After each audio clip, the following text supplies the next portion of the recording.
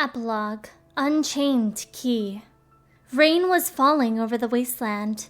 Here many Keyblade wielders had done battle, divided into friend and foe. I'd learned their faces, some of them. With others, I'd even exchanged words. They'd all worked their hardest to complete their mission. How had this happened? Why had it come to this? I walked the wasteland alone. Some time ago, back when I never would have believed such a tragedy could come to pass, the Master of Masters bestowed another role upon me, in addition to forming the Dandelions. Union leaders? This task had been assigned to 5 people in this world, including myself. When all's said and done and only the Dandelions are left, they'll need to lead the unions. 5 people, the same number as us. But is there a need to maintain the unions? The Dandelions were formed as key-bearers who shared a common goal, regardless of their original unions. I couldn't imagine why we'd want to divide them again. It would pull the members of differing unions away from each other, potentially even leading to conflict. Wouldn't we want to avoid this in the new world? Of course, getting rid of them would be like poo-pooing all your hard work.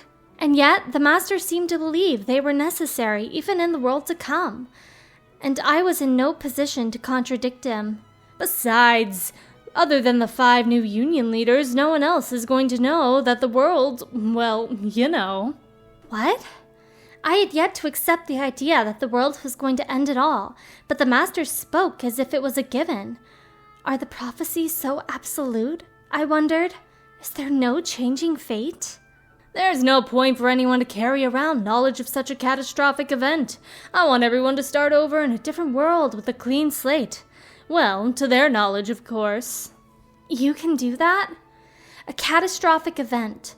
The world that existed only in prophecies, but was destined to arrive very soon. Apparently so. Here, take a look at these 5 names. The Master handed me a paper with the names of 5 Keyblade wielders. I knew a few of them. They're your new recruits. Make them all Dandelions, and when the time comes, teach them their roles. One of the names was specially marked. Why is this one circled in red?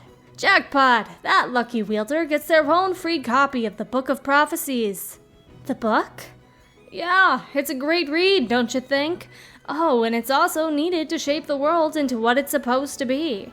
The Book of Prophecies didn't simply predict the future, it also allowed future worlds to manifest in this one. That sounds awfully risky, I commented. Only if the other 4 get their hands on it. Abba, this book needs to be handed to its owner in secret. No one else can know. All right. I had no choice but to nod and accept the tome, full of events yet to come. As I returned from my reverie, I saw that boy right in front of me, Ephemer's friend from Anguis. He was exceptional. I had crossed Keyblades with him, spoken with him several times, and even asked him to join the Dandelions. Yet he had chosen to remain in the battlefield. He had plunged his Keyblade into the ground to steady himself. I looked everywhere for you. Why are you here, Master Rava? Did you come to stop the war, or... He was wandering around out here in search of me? Unfortunately, I had no answers for his questions. Raise your weapon, I said. What happened? He asked, and I couldn't stop myself from shouting back, Raise your blade and fight! I remembered talking to Ephemer, one of the Keyblade wielders selected to become a union leader in the Dandelions. We were on top of a hill outside of Daybreak Town, with an excellent view of our home. I told Ephemer what the Master had told me. The secret must stay with the 5 of you. When all is said and done, you must come to the fated land. You'll be joined by 4 others. I had already spoken to the others. Ephemer was the last. My heart was still slightly unsteady as I explained. Was there truly no way to avoid this? But no matter how I felt about it, I had to tell him. We cannot avoid the end. He raised his head, and I continued. Not even the masters, including myself, are likely to survive. Me? A master? A union leader? He protested, stunned. That's crazy, and what's this nonsense about the end? I would never dream about arguing with my own master this way. That honesty was something I loved about Ephemer. There isn't much time left. You are the ones who will remain. Someone needs to keep everything and everyone in order. Otherwise, light will expire, I informed him, just as I had been instructed. But, of course, he was hesitant to accept this. Anyone would be. It was too sudden. I had been the same. There will be 4 others from the dandelions. The 5 of you will each lead a union, as the 5 of us have. You won't be alone in this. The 5 of you can work together. The 5 of us. I handed Ephemer a notebook. There are rules the 5 of you must obey when you become leaders of your own unions. He accepted the book quizzically. I'm listening, but this whole conversation about the end and leading unions and all, I'm trying to wrap my head around it. As long as you keep listening. That was all I could say for now, mainly because I didn't want to accept this turn of events either. Okay. Ephemer nodded stiffly. What I need you to do is to prepare for the other world. I'll be sending all the dandelions there soon. You will continue living your lives, but without the impending doom. This other world was a copy of this world, as it was written in the Book of Prophecies, with only 2 differences: no foretellers and no future apocalypse. In place of foretellers, it would have 5 new union leaders. So it's like an alternate reality. Yes, but in order for it to work, the dandelions will need to forget the strife, the war. Ephemer looked slightly taken aback. So they won't remember any of it. He lowered his head, mulling over the implications. He didn't quite get it. There's no need for them to remember such a tragedy. It'll simply be a burden. Only the 5 of you will know the truth. The charity of each wielder will make it happen. It might be a burden, but isn't it better they remember the past? The past is what makes the future, Ephemer said, looking up. That was true. Normally that might be the best course of action, but... I thought you might say that, but I wonder if you would feel the same if you were there to witness the end. Back then, I still hoped that end would never arrive, but it did, and here we are. I remember wondering to myself, if everyone is fighting during the world's final moments, what will I be doing? I slashed my keyblade downward, casting a spell that struck home. The boy did his best to weather the impact. He was already on his last legs, and yet he kept his head high and came at me again. He swung his keyblade at me, and I blocked the blow. The impact knocked us both backward. He wasn't giving up. He rushed at me yet again. I blocked and drove him back. Over and over the cycle repeated. Why? He gasped through labored breaths, ready to collapse at any moment. Some secrets aren't meant to be known. Get away from here. Go with the dandelions, I answered. This boy was not meant to vanish. He had a heart of light and could prevail over darkness. I put away my keyblade. But then, where was I supposed to go? Let the wind carry you far, far away, my dandelions. The war was over. A blue sky unfurled above. The barren terrain was pierced by too many keyblades to count. Each one was another wielder lost. Ephemer stopped and looked up at the sky. It had been pouring on the day of the battle, but now the sky was clear. You'd think the weather right after an apocalypse would be dark and oppressive, but maybe it wasn't. Maybe it was just this, gentle breezes and clear skies stretching off into eternity. And the world hadn't been destroyed. Ephemer stood in a crossroads formed by the paths between fields of keyblades, the place they had promised to meet. Am I the second to arrive? Ephemer knew that voice. He turned to face the one who had spoken. Scold? Well, this is a surprise. Disappointed? I, on the other hand, had a feeling you might be here. She replied with a grin. Of course not. We came here once right after the war, remember? I just never thought I'd see you here again, he replied, and Scold shrugged. This whole thing is a big secret. We weren't supposed to tell anybody. I suppose you're right. Ephemer nodded in response. So Scold had been able to keep the secret, just like Master Rava asked. I wonder who the others are, she commented.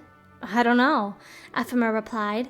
I wasn't sure I believed Master Rava when she said others would come, but now that you're here... Just then, another figure arrived at the edge of the wastes. Look, someone's coming! Scold exclaimed before running to meet the newcomer. Welcome! You're number 3. I'm Scold. Nice to meet you. Oh, thanks. You too. The The one who answered was a boy with short, wavy golden hair and a tendency to look at the ground.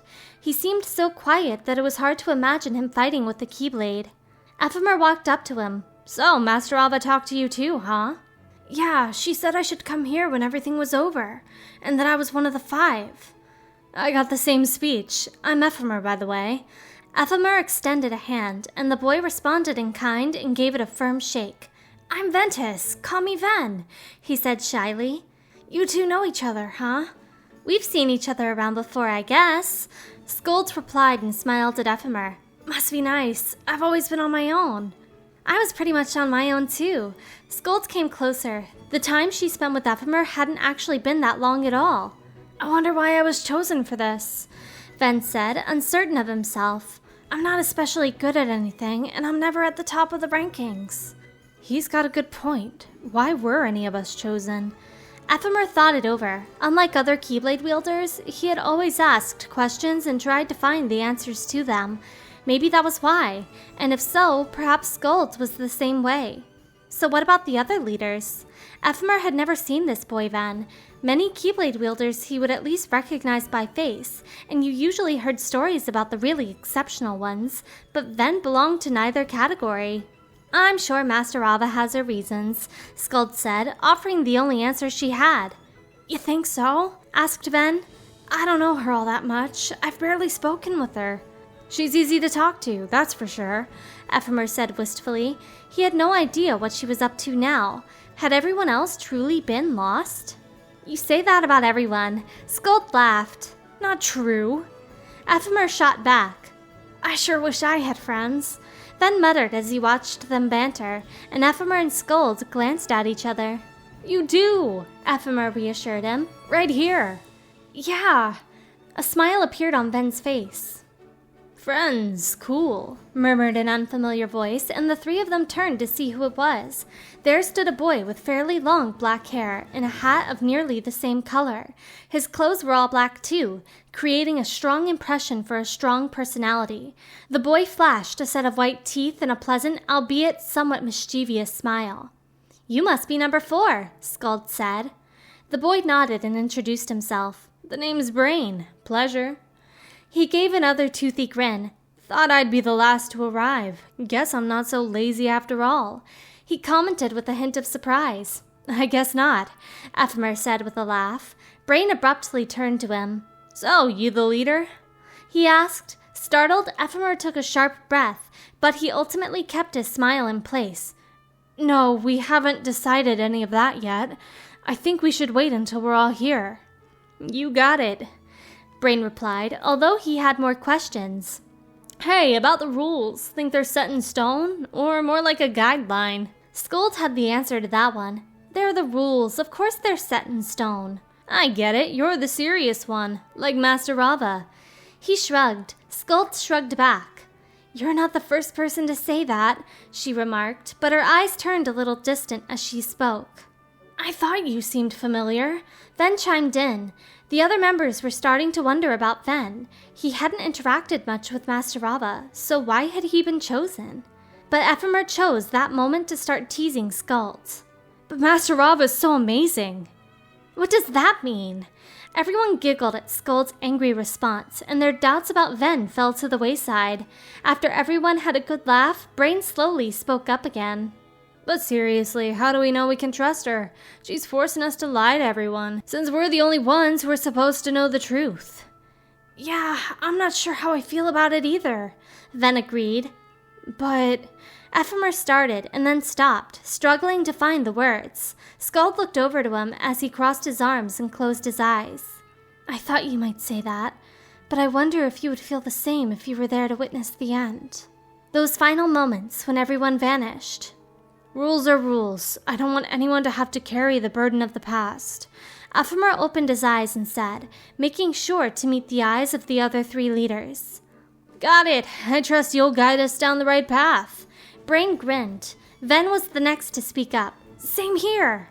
Scold smiled with relief. "Just one more," Ephemer declared, then looked out across the barren landscape. Playback. "I have a secret.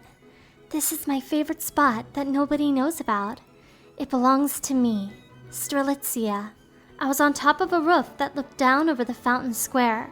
I always watched the goings-on in the town from here, holding my Chirithy close. I kept my bangs in place with a few clips, but my 2 red pigtails were free to blow in the wind. The hem of my dress and the black ribbon at my chest fluttered too. These past 2 years, I fought darkness to protect the light. I made friends, but I also had to say goodbye. I saw new party members come and go. Only a few of my friends from the beginning are still around. A lot has changed over time, but there has always been one constant in my life. You. I first saw you at Fountain Square. You were waiting for someone, but they never came. When I returned from my mission that day, you were still there, waiting. You looked so disappointed. I saw your eyes well up as you hugged Chirithy. Since that day, I began to see you everywhere.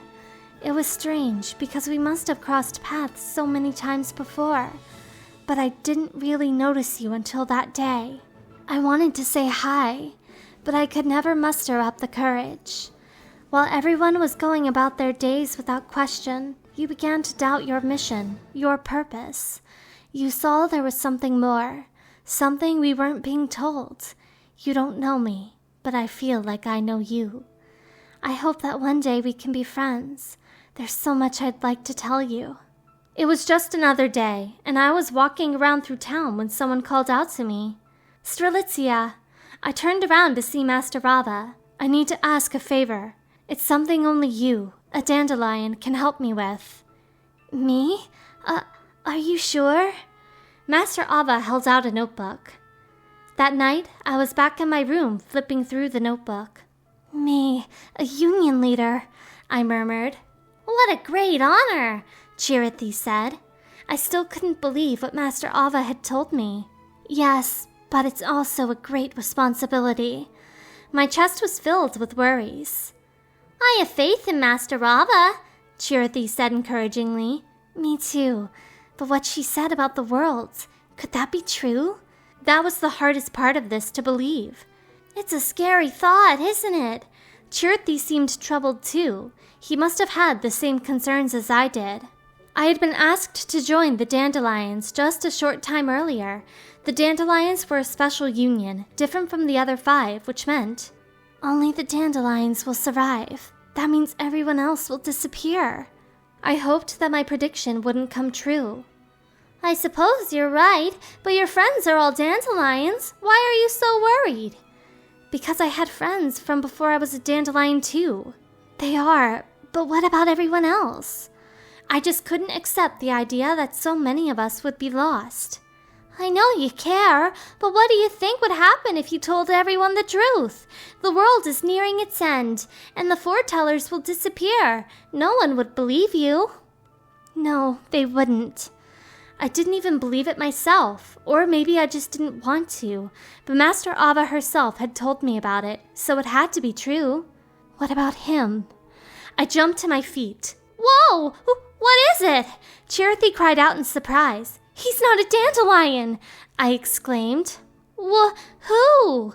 Chirithy was flustered, but after taking a moment to collect his thoughts, he knew. Oh, that Keyblade wielder you're always watching. He realized I meant you, the one always on my mind. I have to tell him! I made for the door of my room, but then I came to a halt. How was I going to find you? It was night after all. Okay, I'll just wait until tomorrow. I dashed back into bed. What? I thought... Chirithy looked at me curiously. I'm going to wake up early and wait for him in the fountain square. I told him. My mind was made up. But Master Ava told you not to say a word to anyone. I'm going to recruit him to the Dandelions. I won't say a word about anything else. Good night, I said quickly, then closed my eyes. I have to see you tomorrow. I was waiting at the fountain square when Chirithy came running over from a ways away. Good news, he called. I saw him over there. Thanks. I dashed off. As I looked around where Chirithy had shown me, I came across a small house along a canal. If you weren't outside, then maybe. I stepped into the house, but it was empty. Maybe my eyes were playing tricks on me, Chirithy said, worried. Hello? Is anyone here? I called out. There was no response. Hello? Chirithy did the same thing. Nothing. I guess I was wrong. I stopped and turned around. Well, it was worth a shot. I'll head back to the fountain square. Okay, I'll keep searching. Then Chirithy saw something behind me. I noticed his reaction and turned around. What? That was when I lost consciousness. When I came to, I couldn't move. I knew I was probably injured, but I didn't feel any pain. I didn't even know where the wound might be. It all happened so fast. I saw a hand pick up the notebook I received from Master Rava, but even that was getting hazy. Strelitzia! I heard Chirithy say my name. My body wouldn't quite move how I wanted it to, but I managed to sit up and pull him closer. I was sure he was hurting too. I'm sorry, I whispered, hugging him tight. This is all my fault. Don't apologize. It's okay, he said in a small voice. I'm sorry, Chirithy. I know that when I disappear, you will too. I wish I'd had the courage. The final member never seemed to arrive. How much longer are they gonna be? Brain grumbled. Ven had sat down on the ground beside him, tired of waiting. Not much longer, I hope. Ephemer uncrossed his arms and rolled his shoulders. I'm gonna take a look around, he said, getting ready to walk into the wilderness. In this vast wasteland, it wasn't hard to imagine the fifth leader was nearby and had simply lost their way. I'll join you. Oh! Skuld exclaimed as she was about to go with him. Someone's coming. In the distance, a silhouette was slowly approaching. I hope I didn't keep you waiting, he called. Well, you did. How did you plan on making it up to us, number 5? Brain replied with a grin as he walked up to meet the new arrival. Number 5 had reddish, relatively long hair that was reminiscent of a flower. His outfit was simple, a white shirt with a black vest. It just made his hair all the more eye-catching. He carried himself gracefully and looked to be a tad older than Skuld and the rest. Number 5? Then I must be the last one, the newcomer said, although his late arrival didn't seem to bother her. Ephemer stepped forward and greeted him. Don't worry about it, I'm Ephemer. Everyone else took that opportunity to introduce themselves as well. The fifth arrival placed a respectful hand against his own chest and bowed. I apologize for making you wait. I was searching for something and time got away from me. My name is Lauriam. It's nice to meet you all. With that, the 5 union leaders were assembled. You were dreaming again. Ephemer, Skuld, you moaned, tossing and turning. I lay atop your chest, having the same dream as you. Right now, you were taking a nap in a forest. Around you, birds were singing, and fluffy dandelion seeds floated through the air. Eventually, your eyes cracked open, and you gave me a pat on the head to wake me up. That same dream again? A dream. You slowly pushed yourself up and shook your head. Ever since that day, you've seen it so many times. Are you all right? What day? You asked dubiously. That day. Master Rava asked you to join the dandelions, and you talked about it with Skulds in the fountain square, but you ultimately said no, and you've been having weird dreams off and on ever since. You didn't seem convinced. Well, you've had a rough time of it lately. You're probably just worn out. It's a new world, and you should feel free. Why not take it easy once in a while? My suggestion didn't seem to sit well with you, though. I started to walk off on my own. We had to hurry through the forest, and it would be for the best if you forgot about that dream. You followed after me. Once we made our way out of the woods, we found a large briar patch with an enormous castle visible beyond it. This world was called the Enchanted Dominion. Guess we won't be going this way. How about we call it a day for now and come back when we found another way through? You agreed with my idea. Above, a single raven flew overhead. If only we had wings too. Anyway, let's head home. With that, we returned to Daybreak Town. Right around then, in front of the castle surrounded by thorny vines, the raven landed on the shoulder of a black-robed woman clutching a staff. Excellent, she murmured, and the bird gave a little quack in response. The woman, Maleficent, surveyed the area. Still, I wonder where he's gone this time. With a swirl of her robe, Maleficent began to walk toward the castle. No matter. Sora and the rest of those fools are powerless here. They cannot hinder us now. She cackled as she always did, as she had in another time, and vanished. Back in Daybreak Town, on the hill overlooking its streets, I was speaking to Ephemer and Skuld. I see. So he is having dreams, Skuld said sadly. Uh-huh. It's hard seeing him like that, and I hate lying, but I know it's for the best. My gaze drifted toward my feet. You were better off without those memories. I was sure of it. Skuld patted me on the head. It is, and it might be hard, but you're doing a great job. Of course, we're best friends. I can tell. She smiled. Chirithy, don't forget about your task, said Ephemer. I won't. Union Cross, right? They had told me about this earlier. That's right. New adventures with friends is a great way to bury sad memories deep within one's heart, Skuld said earnestly, as if saying the words aloud could make them come true. Then Ephemer said something surprising. The darkness in this world is not the same as what we faced in the other one. A different darkness, but this world was still so new. It feels more complex, like there's more to it than meets the eye, almost like it has its own will. Ephemer was sensitive to these things, so hearing this from him made me nervous. What did he mean by its own will? Don't worry, we'll look into it. In the meantime, you know what your job is. Fill him in on everything, okay? Skuld stated gently. I nodded. Will do! Then I started making my way back to you. Once they were alone, Ephemer and Skuld continued the conversation. What was that about? There's no need to worry anyone until we know for sure what it is. Skuld thought it was careless of Ephemer to mention this mysterious will. It was too heavy a burden for Chirithy to bear now.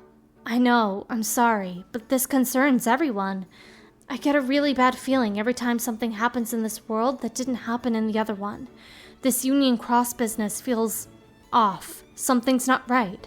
They would have to do battle with those tainted by evil and darkness once more if they were going to take back the light. But we were told to make it happen. It's in the rules, remember? Leading the unions in the world that had been placed under their care, there were rules that had to be followed. Going against them was not an option. Ephemer crossed his arms. I know, but may your heart be your guiding key. May your heart be your guiding key. End of Kingdom Hearts Key, the novel.